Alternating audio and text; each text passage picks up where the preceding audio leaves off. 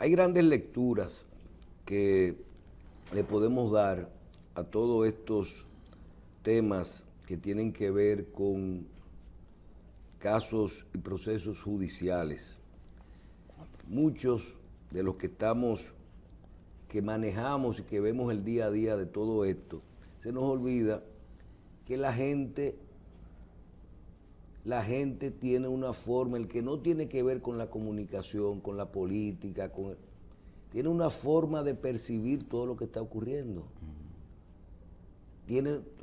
Al final hay muchas personas que hablan por hablar, pero hay muchos dominicanos que se sientan a hacer sus análisis desde el punto de vista del dominicano, de lo que piensa y de lo que ve de todo esto.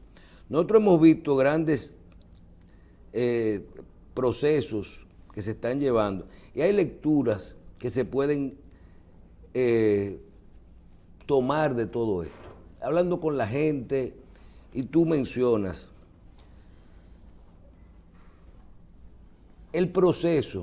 los procesos que se están viviendo, por ejemplo, en el caso de las delaciones premiadas. ¿Cómo piensa y cuál será el resultado final de todo esto? ¿Es un proceso que será beneficioso? El hecho de devolver recursos públicos a cambio de una confesión y de limitar o de conseguir no ir a prisión o no ser imputado en un caso. Hay gente que puede decir, ¿se fijarán precedentes? ¿Qué debe de ser y cuál es la línea de lo que debe de ser una delación premiada? Un testigo, un culpable, puede hasta determinar el monto con que quiera negociar y quedarse con un resto de un patrimonio.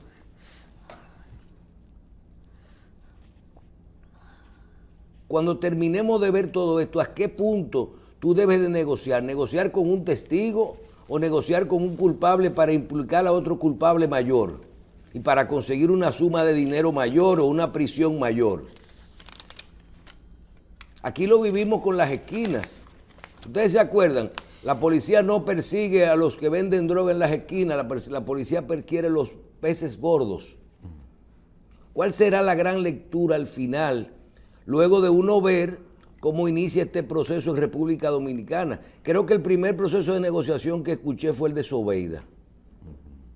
El segundo fue el de Odebrecht.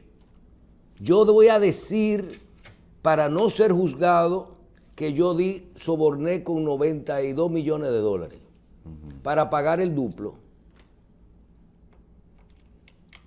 ¿Cuál será el nivel de información necesaria para tú lograr que una confesión tuya te dé impunidad en un caso y tú puedas decir, ok, este es el monto que yo manejé y que yo estoy dispuesto a devolver? Porque todas esas cosas pueden crear en el futuro también que la gente diga, ya yo sé cuál va a ser mi sanción, yo negocio. Y estamos hablando a futuro de lecturas que le puede dar la gente después. Otros temas que hay que ver.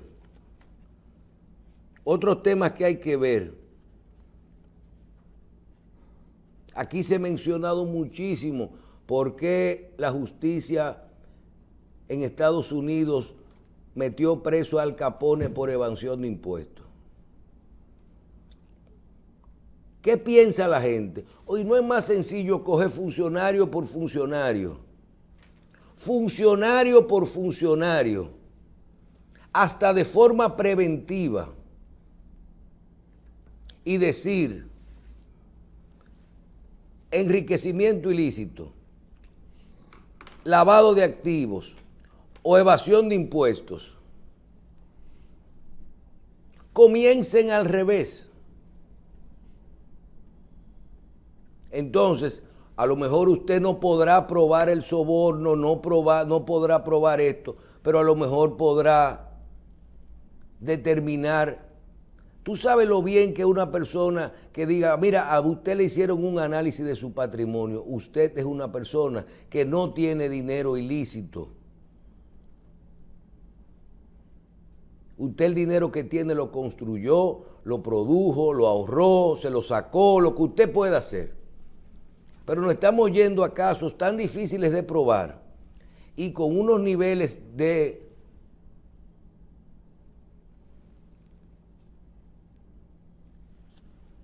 pruebas que determinan que si un culpable dice que otro es más culpable o también culpable y devuelve un dinero que él decide el monto, porque si estamos utilizando pruebas de carácter de testigos privilegiados o de delaciones premiadas, es porque las pruebas no son documentales. Inclusive escuché ayer que una de las grandes pruebas, lo que hace que una delación premiada le da veracidad, un elemento que le da veracidad es el hecho de que esa persona devuelva un dinero.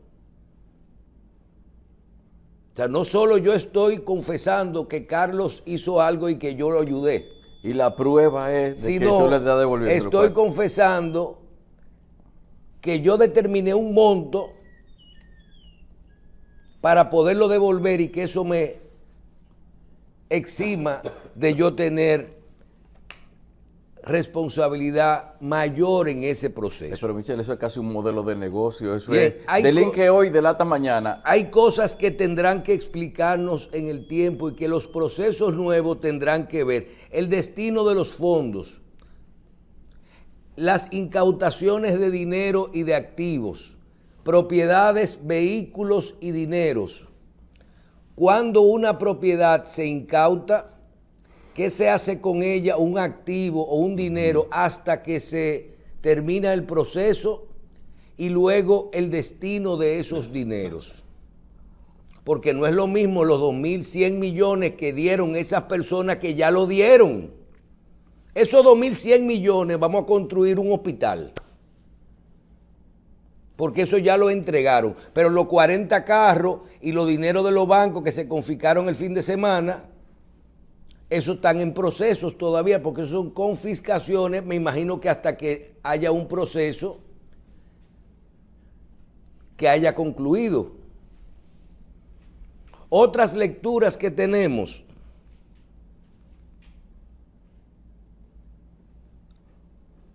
Bancas ilegales,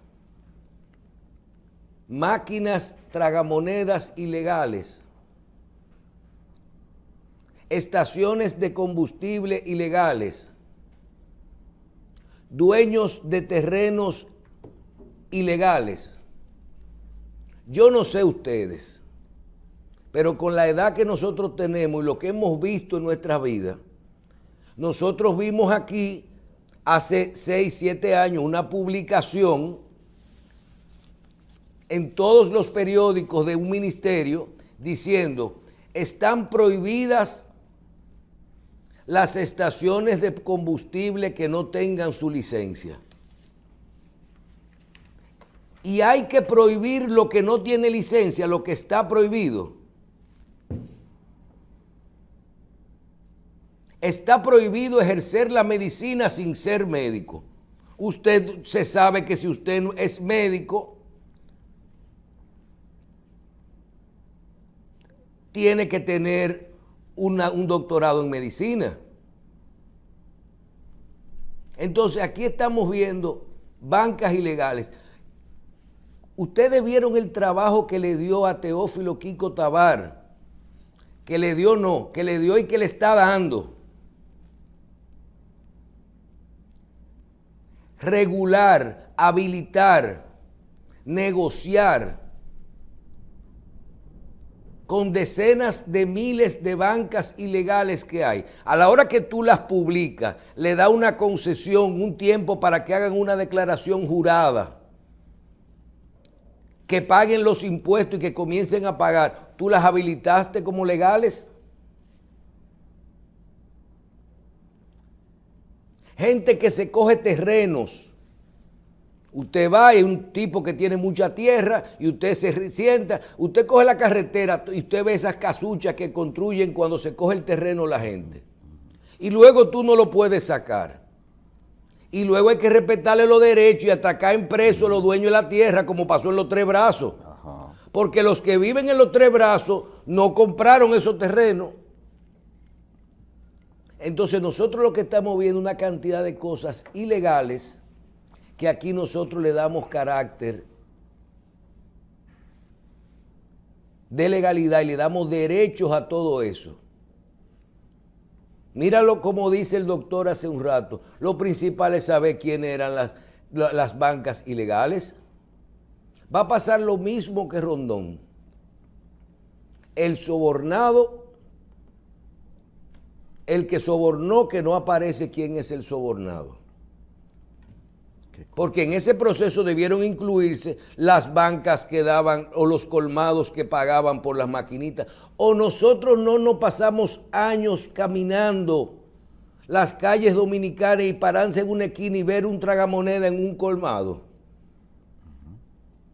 Eso no había que ser un científico para saber que eso era ilegal, porque nuestra ley no permite un tragamoneda en un área pública. Entonces, eso estaba a nuestros ojos. Tú podías ver regularmente en cualquier colmado de la capital un policía apiarse de un carro, un juez, un fiscal, y pasarse y comprar un refresco, un queso, un pan en un colmado y habían una máquina tragamoneda ahí. Entonces, ¿qué pasará con los recursos?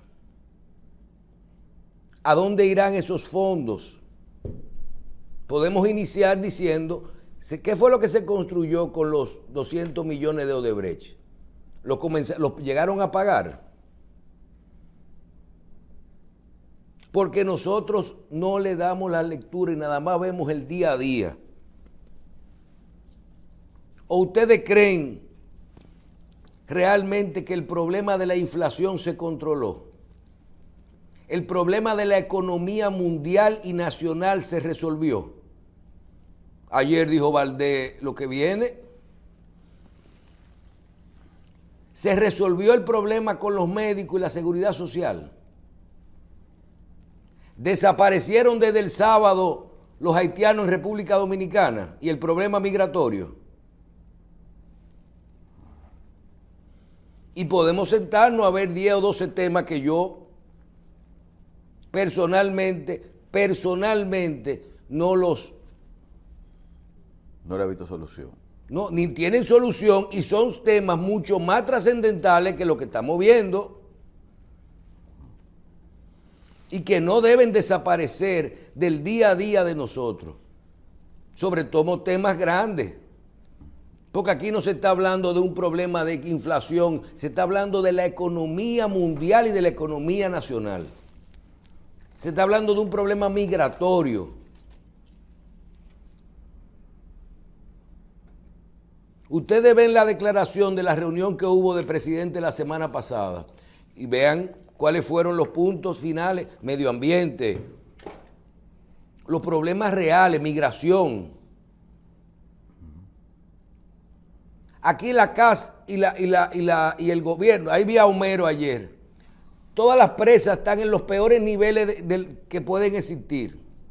Y aquí no se ha hablado de agua.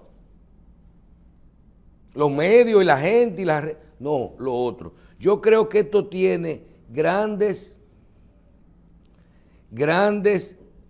lecturas de qué va a ocurrir cuando veamos la evolución de estos casos. Me voy tan allá y con esto concluyo. El caso Calamar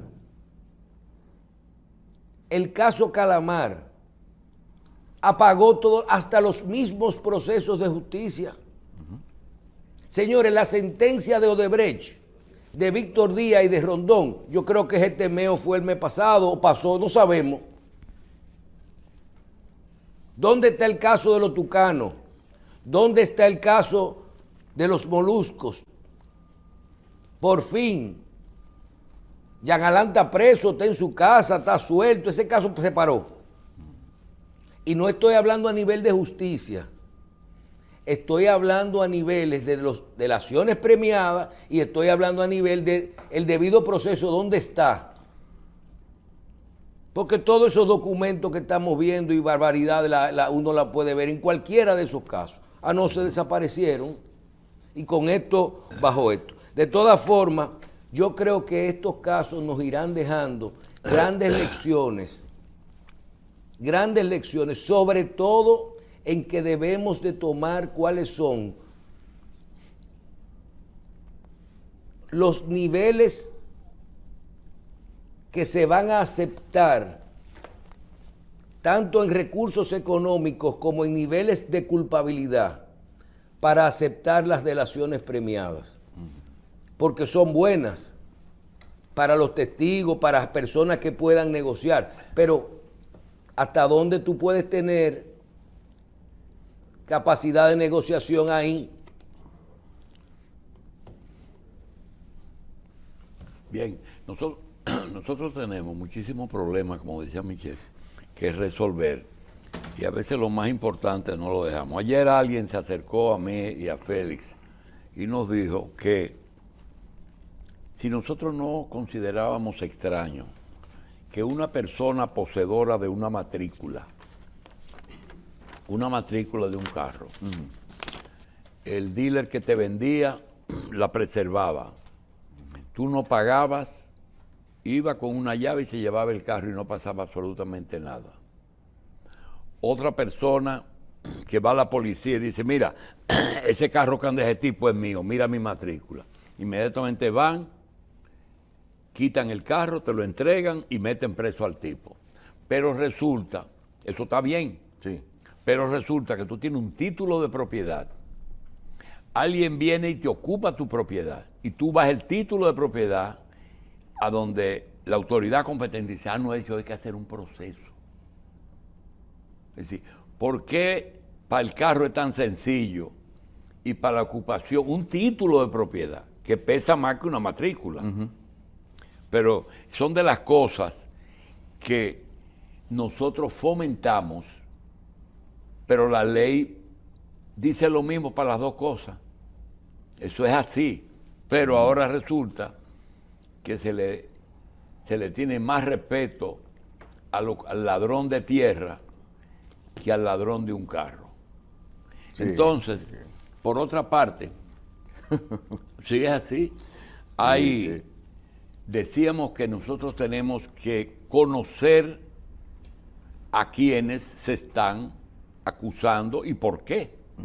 Porque no hay tiran una pila de nombres, pero tienen que decir el papel de cada quien y quiénes son. ¿Qué era lo que hacían? Tú sabes otra cosa que hay que decir aquí, que hay monopolios ocultos. Sí.